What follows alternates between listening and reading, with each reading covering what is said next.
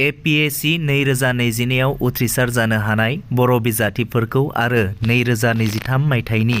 8थि रोंगौथि सायख' आनजादाव गिबि 3थि मासि आवग्रिनो हानाय फरायसाफोरखौ 30 जानुवारि 2024 खालार खालि दुलाराय बर' फरायसा आफादा चिरां जिल्ला बिजनी दख'रानि बेन्दोङाव थानाय मंगलियान दालाइ एबसुनि मंगलियान बाजाराव सानसेनि मेहेरगोनां हाबाफारिजों बरायनाय आरो मान बावनाय हाबाफारि लानाय जायो। बे हाबाफारिनि गेवलां सावराय मेलखौ दुलाराय बर' फरायसा आफादनि मानगोनां लोगो आफादगिरि मुस्रि रोमदोन बसुमतारी बिथाङा मासि लानानै दैदेनो आरो गेवलां सावराय मेलखौ दुलाराय बर' फरायसा आफादनि मानाव गेदेर आफादगिरि मुस्रि दिपेन बर' बिथाङा बेसेन गोसा बिबुंथिनि गेजेरजों बेखेवनानै होयो। बेखेवनाय बिबुंथिजों बिथाङा हारियाव एबसुआ सोलोंथाइनि सायाव गोलाव सम खामानि मावबोनायनि सायाव गुवारै बिबुंथि लाखिनानै बर' हारिनिफ्राय रोजा रोजा IAS, IPS अफिसार सोरजिनो थाखाय एबसुआ जिल्ला जिल्ला अरायथा अरियेन्टेसन सेन्टार खालामगोन होननानै रायजोफोरनो फोरमायनानै होयो।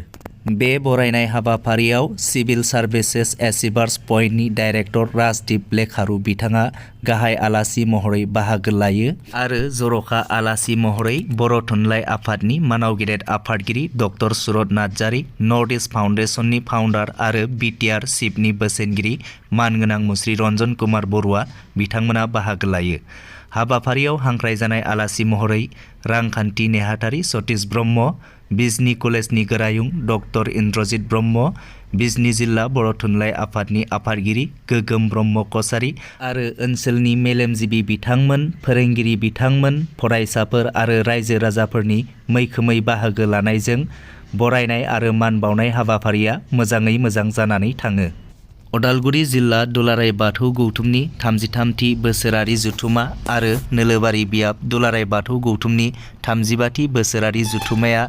अदालगुरि जिल्लानि बेन्दोङाव थानाय नोलोबारि बियाबनि नोलोबारि बाथौ आश्रमाव 28, 29 आरो 30 जानुवारि 2024 खालार खालि सानथामनि रंगिना संगिना मेहेरगोनां हाबाफारिजों जानानै थाङो। 30 जानुवारि खालि जानाय गेवलां मेलखौ अदालगुरि जिल्ला दुलाराय बाथौ गौथुमनि मानगोनां आफादगिरि मुस्रि गान्दुराम बर' बिथाङा दैदेनो आरो गेवलां मेलनि बेखेवगिरि महरै बर' थुनलाइ आफादनि मानगोनां गाहाय नेहाथारि मुस्रि नीलकान्त गयारी बिथाङा बाहागो लायो। बे गेवलां मेलनिनो गाहाय आलासि महरै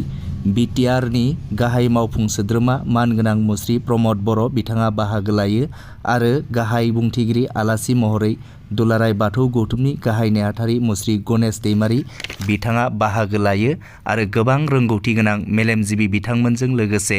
रायजो राजाफोरनि मैखोमै बाहागो लानायाव हाबाफारिया जाफुंसार महरै जानानै थाङो। दिनै सानजा क'क्राझार समस्तिनि मानगोनां MLA मुस्रि लरेन्स इस्लारि बिथाङा आसाम सरकारनि मुख्यमन्त्री पक्की पर्ट निर्माण आसनिनि गेजेरजों चन्द्रपारानिफ्राय बाथाबारि सारियालिसिम 7.2 किल'मिटार दतमा फोनांजाब लामाखौ